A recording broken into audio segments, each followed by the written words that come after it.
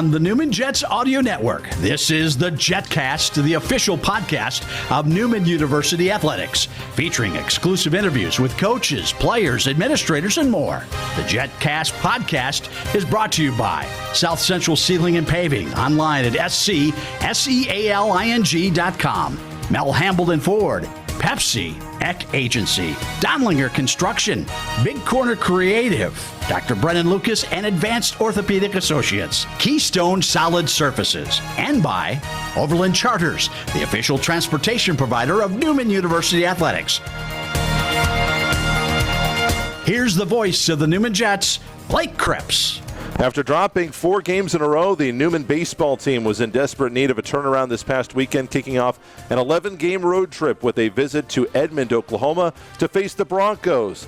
Didn't start well with Central Oklahoma. They dominated in Game 1, but the Jets' pitching recovered to take the weekend games. They win the series 2-1, and now the Jets are headed to Hayes tomorrow, looking for payback against the Tigers. Welcome in to our Jetcast for this week. This is episode number 65, and we are focused on Newman baseball this week. We are joined now by the assistant coach in his 3rd year here in Wichita as the pitching coach and recruiting coordinator for Newman baseball, Robbie Ray. Robbie, so great to have you on the show. Thank you so much. Absolutely. Thanks for having me. Well, you guys, looking to turn things around against Central Oklahoma. You had such a great start to the season. I know that there was a lull in the Washburn series, but came right back after that.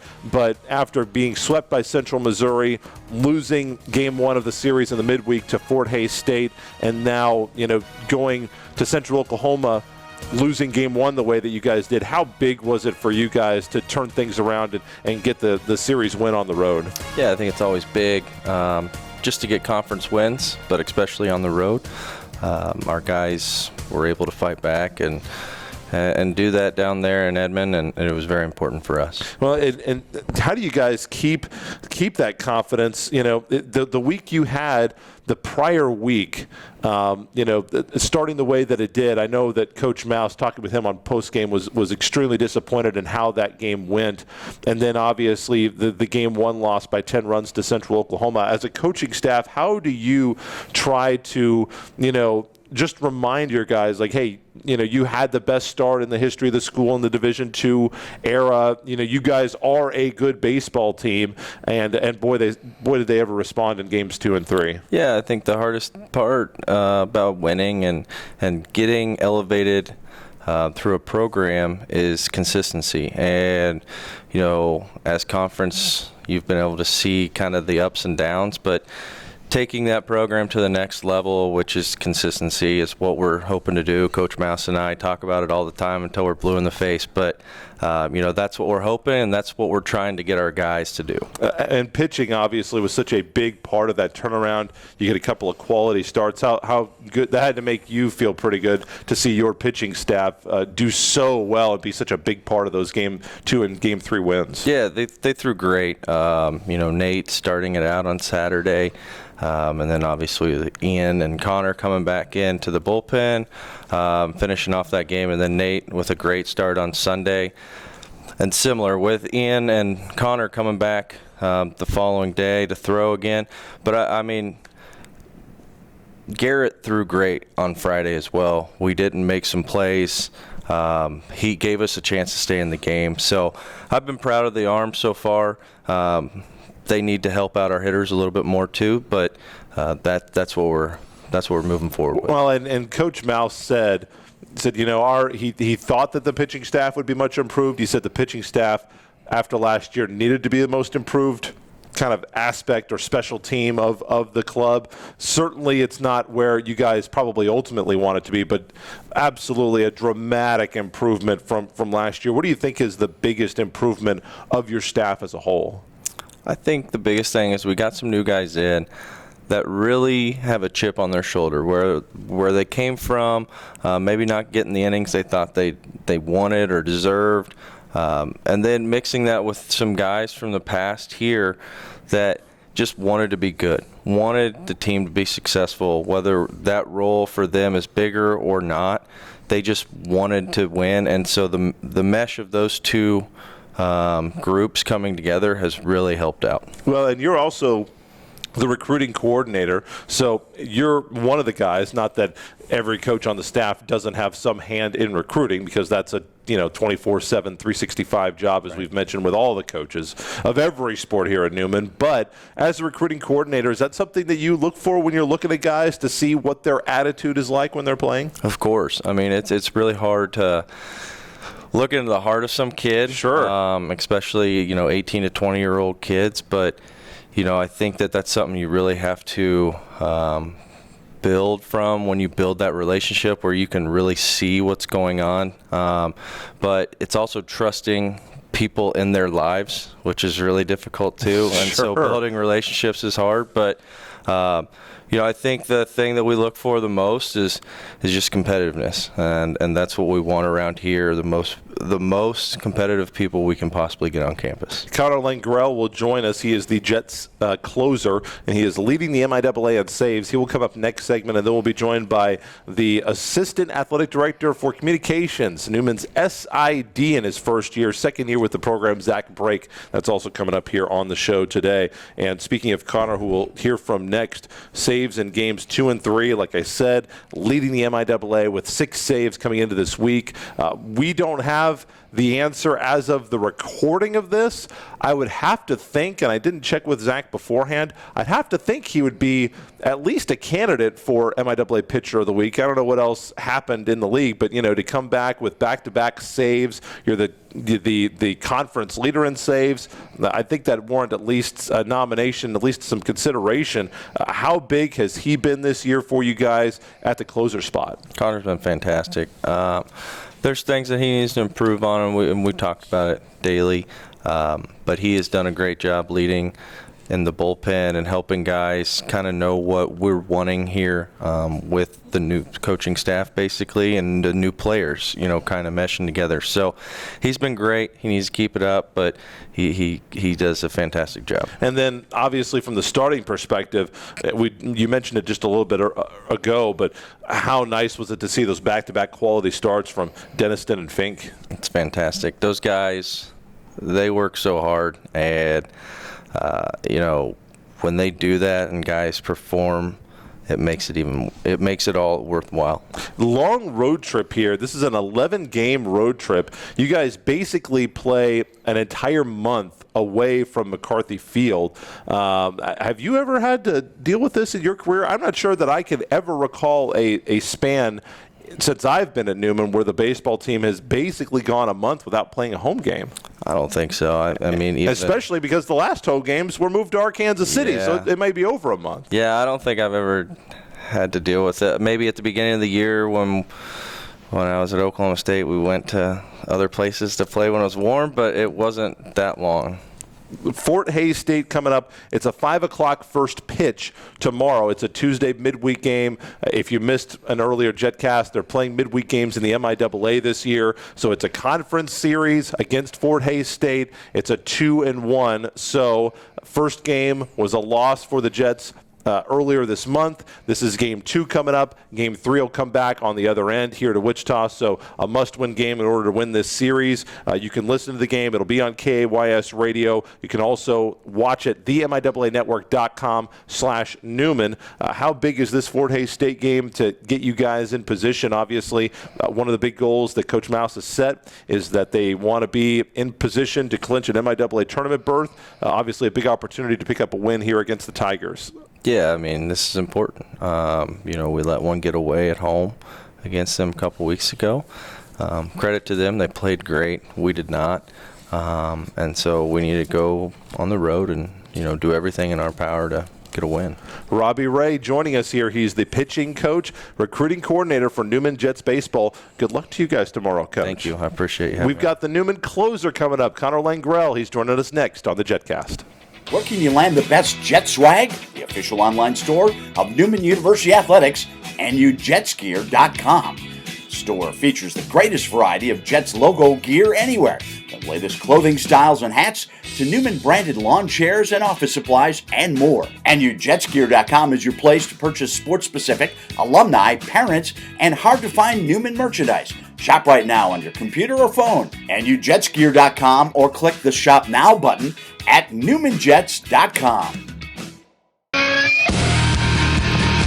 Newman Jets baseball back in action tomorrow, taking on Fort Hays State. Joining us next, a guy the Tigers definitely will not want to see, coming off back-to-back scoreless innings, 2 saves against Central Oklahoma as the Jets take Game 2 and Game 3 to win that road series. A redshirt junior out of Riverview, Florida, NU closer, Connor Langrell. Connor, thank you so much for being on the show with us today. Yeah, thank you for having me. Well, you guys lose Game 1, not particularly close, which in baseball will happen. How big was it for you guys and just for, we talked with Coach Ray before you came on about how you guys were on that big losing streak. How big was it for you guys to get that series turned around and get the series win after losing 5 in a row?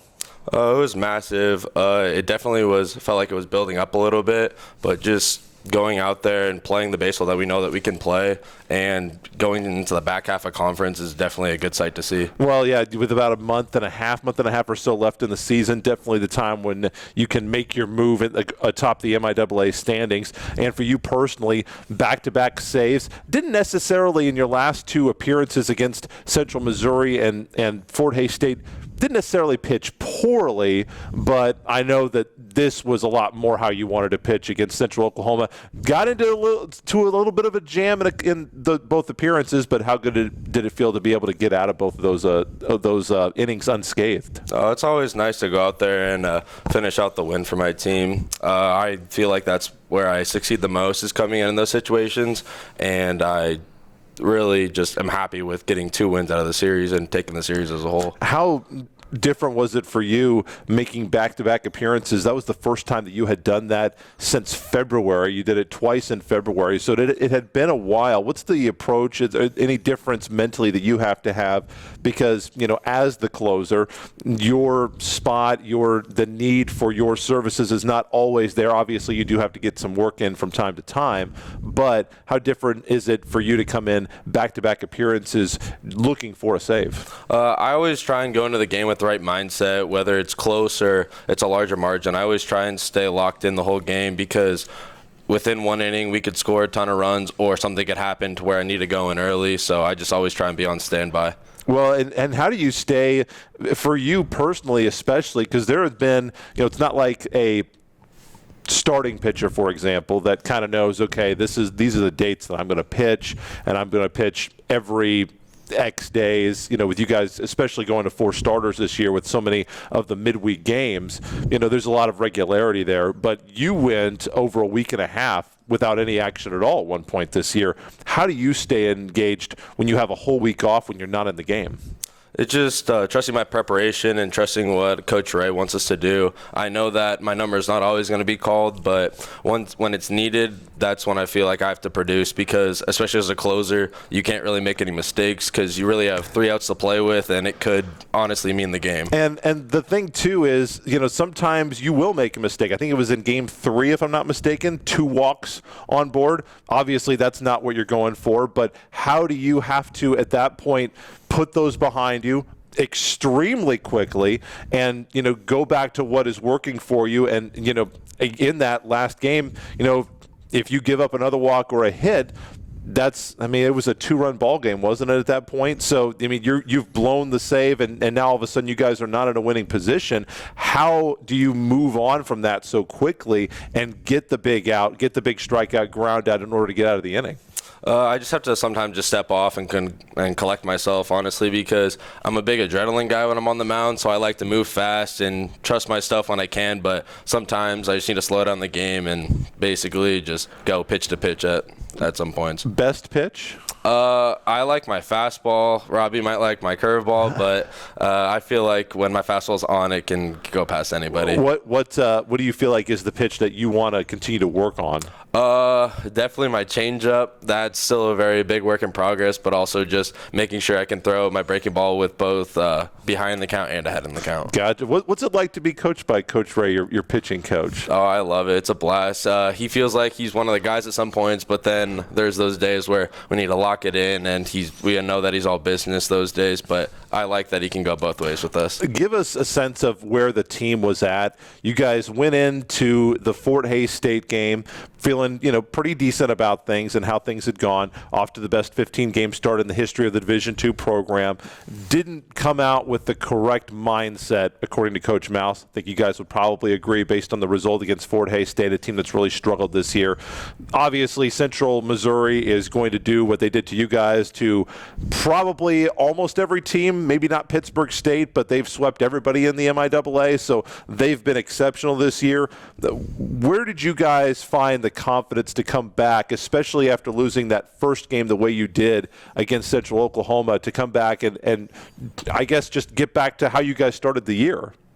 We really just had to trust what our preparation was and how Coach Mouse wants us to play. He brought us all in, especially after last season. He brought us all in to play a certain way, and that first game, we just weren't very competitive the whole game. And then once we stepped on the field for game 2, we put it behind us and want to get off on the right foot for the rest of the year. Well, I had this, to ask you about the pressure to turn things around. And, you look at how the season's gone for you guys, and Coach Mouse has said, for whatever reason, and it's a good thing and a bad thing, because it's a bad thing because you guys have not been able to put maybe 3 games together in a series. But, boy, it seems like when you guys, and how, as Coach Mouse has told it to me, I don't know if he's mentioned it to you guys like this, but he says, when we get punched in the mouth, we've played pretty good this year. And it certainly, showed that again against Central Oklahoma. What do you attribute that to, being able to just shrug off adversity? I mean, you guys had a 5-game losing streak. Central Missouri, obviously, in games 1 and 2 dominated. You came back with a pretty strong game 3 effort that didn't quite get home against the Mules to hand them their first loss.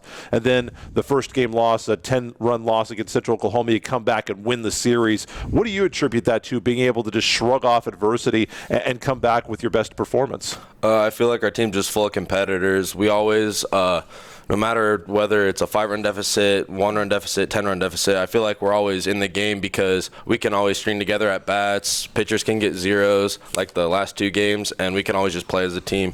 Conference tournament. That's the goal. Coach Mouse has not been shy about mentioning that. I don't think every coach would talk about it as much as he has, but and maybe it's because of that competitive mindset that you guys have, that he feels like you guys are ready to take that on. How much have you guys talked about that as players, the coaching staff, to you guys about, our goal needs to be to make the conference tournament this year? Yeah, I feel like just getting to the conference tournament when you're one of the 8 is the biggest goal. Obviously, you don't want to be one of the lower seeds. You'd rather be one of the top 4 to host, but at that point in the season, whoever the hottest team is can run with it. Do you guys think about trying to, not be the number 8 seed, to not play Central Missouri, or are you the type of team that's like, yeah, let's go into Warrensburg and take on the top 10 Mules? I mean, I feel like we played pretty well against them in that last game. The first 2 games got away from us, but and it didn't start badly, and that was a weird deal because you guys wasn't being played in Wichita. There was weather situation up here with some unexpected snowfall, so they had to move the game. I was doing the first game in play-by-play. I didn't find out until 11 o'clock. So you guys couldn't have possibly found out that much, and you guys, had to basically scramble to get that game on. So it was a weird set of circumstances. But, that first game didn't start badly for you guys either. No, it just kind of got away from us a little bit sometimes. And you give credit to their starting pitcher, too. Yeah, he threw pretty well, but I don't feel like there's a pitcher really out there that can dominate us at that point. But when some pitcher's on, he's on. It's kind of hard to touch him. I'm betting that some of those guys in the lineup would love to have a second crack at him in the conference tournament. I know everyone wants to go after Central Missouri. It's always good to go after the top dog, but Fort Hays State. This game was one that Coach Mouse thought that the effort was, equaled the result that you got. How badly do you want to get these guys tomorrow? It's a 5 o'clock first pitch. There will be local radio on KAYS. You can find that online. You can watch the game, themiaanetwork.com/Newman, 5 o'clock first pitch. This is a midweek series, so this is game 2 of the series. Jets hosted game 1 here a couple of weeks ago. It was a 15-10 Tiger win. The Jets will get the last game of the series here in a couple of weeks in April for game 3. So this is a conference game. This is a series game. And so it's a much different approach for the midweek, as this is an MIAA game that really matters. I cannot imagine how badly you guys want to get this win up at Fort Hays State. Yeah, dropping that first game wasn't honestly a part of our plan, but we're hungry because this is, in my eyes, a must-win game to win the series when it comes back here. So, I mean, we're going to come out firing. We're off of 2 wins, so I think we're feeling pretty good right now. Final question for you. You obviously in baseball, you don't want to force things. You want to try to let the game come to you. It's a big game for the conference standings. It's a series that you guys, feel like you've got to win, with Fort Hays State being where they are in the standings. How do you guys come out with your best effort but not put too much pressure on yourself, especially, and I know you're not hitting, but obviously when you have your approach at the plate, you want to let the game flow. When you're a pitcher, you want to throw your pitch and just stay in a positive mindset. How do you not put too much pressure on yourself? I feel like us just not trying to force everything. We're really good when we just try and put together like quality at bats and just get strike one on the mound. We're very good when we play our own game and not try and like always do the big thing, just like pass it on to the next guy, just keep stringing things together and basically play our game like we should. It is a part of a long road trip for the Jets. They've got another MIAA series coming up this weekend on the road, but most importantly and up next, Fort Hays State Tuesday. So that is tomorrow as you're watching this on Monday evening. It's a 5 o'clock first pitch. You can watch the game once again, themiaanetwork.com/Newman. Connor, let's get save number 3 in a row. What do you say? Oh, I'd love to. I know that my coaches want me to. I'm kind of going for the saves record this year. And by the way, the MIAA conference leader in saves as well, as I mentioned in the first segment. Thank you so much. Good luck to you guys. Thank you. It's all baseball. We've got a former baseball guy coming up next to wrap up the show. Our SID, Sports Information Director, the Assistant Athletic Director for Communications, Zach Brake, wraps up the show with us when we come back on the Jetcast. Hi, I'm Alex Stevenson with South Central Sealing and Paving. We specialize in parking lot maintenance. We do asphalt repair, crack seal, seal coat, slurry seal, concrete repair, striping. Heck, I'll do anything for money. My dignity can be bought. Do property management, trash pickup, snow removal. My kids gotta eat. And hey, if you need any carpet or anything like that, call my dad, Jeff Stevenson, at Harry Street Carpet. You tell him I look better than him on camera, he'll give you a 20% discount. We're South Central Sealing. Let us fill the cracks in your asphalt. Wrapping up the show here on the Jetcast this week. It's all baseball this week. Not a member of the baseball team, but a former baseball guy. His second year with Newman University Athletics and his first as the SID, or Sports Information Director, the Assistant Athletic Director for Communications, Zach Brake, making his Jetcast debut. I know this has been a long time coming for you. Zach, welcome to the show. Thanks for having me. Thrilled to be here. Year one for you, you can almost see the finish line.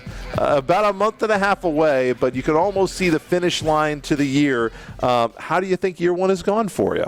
It's been a huge learning curve for me, but I've had the greatest support around me. I've gotten a lot of help from Zane Ealing.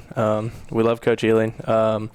He's been there kind of as my sounding board. I say, how do we handle this? Because it's my first time going through these things. He's been a coach. He's been in the administration, so he understands how we should approach situations. So he's kind of been a really good leveling for me as I've kind of just navigated the sea. What brought you to Newman initially? What got you interested and what put Newman on your radar? So when I graduated in 2020, obviously that was during the pandemic. So I was a baseball player. That season got cut short. So I was kind of scrambling, finding that identity. I didn't get to close out my career necessarily how I wanted to.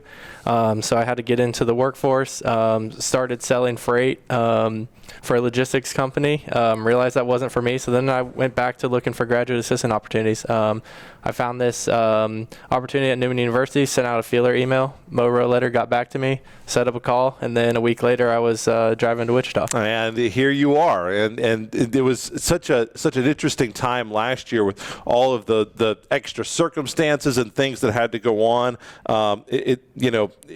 Very, very different. It feels like a very different year this year than last year. And then obviously, the rush of sudden change wasn't done. Probably we're not expecting to get the call for the head job after just 1 year, but here you are. How unexpected was that to be asked to be the SID after just 1 year here as a graduate assistant?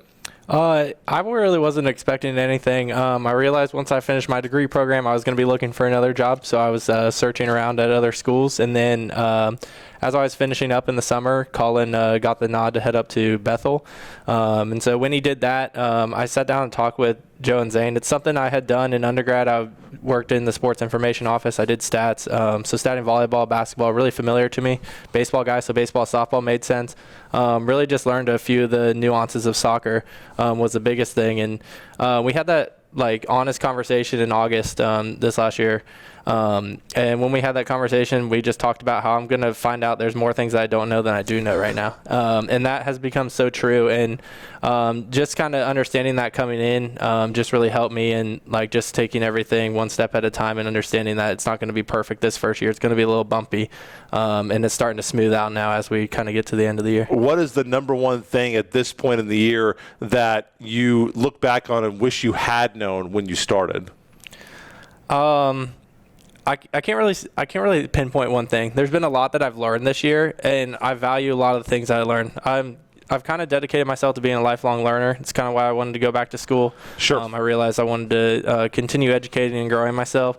I would just say the biggest thing is you can communicate one way by speaking yourself, but also listening and understanding others. That might be the biggest thing I've taken away this year. So understanding how others communicate with you, so that way if you need something, you can't ask everybody the night before, hey, can you get me this? The way I might be able to turn around something, because that's my style of work. So understanding I might have to get to a coach a couple days in advance to understand how we're going to get things out on their social media pages. If you follow sports at all, and if you have any understanding about the media side of sports, you know that in our line of work, there are two really seasons that are known as the crossover. And the crossover season is when you get from fall going into winter sports going into spring sports. And for the sports information director and for a play-by-play guy, they're two of the most challenging times of the year, because typically you're dealing with football and basketball. In my case, doing the fall crossover with the high school for years. For you, obviously, you're dealing with all of the fall activities that you have, most notably volleyball, cross country. You've got a fall golf season, tennis, and then moving into basketball and wrestling. And then now there was a period where you were covering softball, baseball, and wrestling and men's basketball. Which crossover is worse, and why? I would have to say in my first year, spring has been by far one of the hardest. We have NCAA live stats for volleyball and the basketball, so it was really easy transitioning over that. And then in baseball, transitioning over to the other stats platform. So in doing that, I kind of had to balance, and then also moving between facilities. Obviously in the fall, we're mostly at soccer or in the gym. And then in winter to spring, we're going baseball, softball, and the gym. With limited equipment, we're moving every single game. Yeah. So trying to do that. And then I will say the one thing that's made it easy, though, is I've had Zane stat a few of the games for me when we've had multiple games at the same time, and he's been really big on that. And then also having Riley Malloy, our GA, she would call the basketball games for me, which really helped, especially a lot of my student workers are baseball players, and once their season started, my work pool was gone. So sure. She stepped up and filled a huge role for us, just so that way we could get games through. And what she's doing is actually spotting. So what she's doing is she will call out the play so that, if he's statting the game, but a lot of times you're looking at the screen, and this is especially important, most critical in volleyball by far, but you have to have somebody who's watching the play. And how nice is it to have her in the office? Probably ought to have her on the show next year. I think she's got one more year in her program. That might be something we have to do next year. But how great has it been to have her around the office? I know that she's just got a fantastic positive energy, positive personality, and also someone who really understands the game of basketball, being a varsity player here for 4 years as well. So she's obviously an expert in terms of deciding, how the stats should be called out. Yeah, she's been really great. Last year when I was a graduate assistant, she shadowed in our office, so I got to meet her and get to know her very well. And just kind of her basketball knowledge has been really good. She'll kind of tell me like, hey, they're probably going to drop this play here, and this is where we're going to go. And so I can kind of see where plays are starting to go and evolve, and in the game, understanding those situations, knowing when timeouts and fouls are going to come. Like, she's been really good with that. I watch a lot of sports. I know basketball pretty well, but just having the basketball mind sitting there with you just makes everything go a lot smoother than if you just have a student that's just looking for the numbers on the back of the jersey. I know we had talked one time, me and her, about maybe she was thinking about getting into coaching, so I think that might be serving you well right now. Any big moments so far? Hopefully we're going to see, a big moment coming up. Softball has been really improved. Baseball, hopefully, will have a big conference tournament clinching win with some Gatorade maybe ending up on a certain Coach Mouse at McCarthy Field coming up in a few weeks. But any big moments in terms of Newman sports that have stuck out to you in this first year as the main guy in charge of communications? I just think seeing the improvement of teams. I'm in the volleyball program in the fall. Obviously, basketball, they've got a big offseason coming up, so that's going to be exciting to see as that unravels. And then, obviously, baseball, softball improving. I think the little moments are the biggest moments in this job.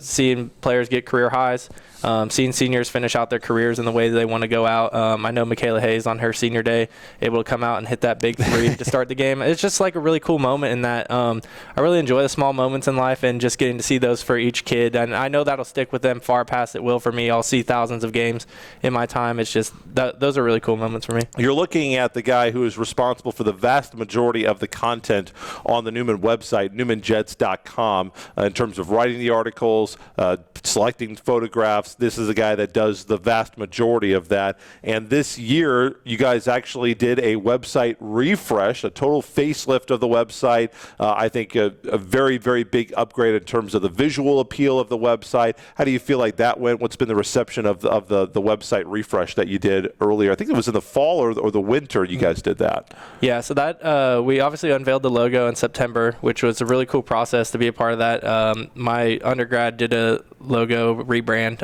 in my senior year, so it was like basically 2 years in a row. Yeah. 2 logo reveals. And then in December, we got that website redesigned. So bounce ideas off of the people here at Newman that have been great for me this year. Jeff LeVar, obviously, who designed the logo. And then Clark Schaefer, University Relations Director. Just kind of talk with him, how the feel of our website. Obviously, it was a little bit of archaic at the time. Just we've kept with that same design for so many years. And then just having the opportunity through Sidearm to get that change, we kind of bounced ideas. They showed us some of the new things they're doing. So we looked at other schools, looked at kind of websites just in general and trying to get a feel that was the best. And so just having those sounding boards have been really nice for me when website design isn't necessarily my background. So, sure.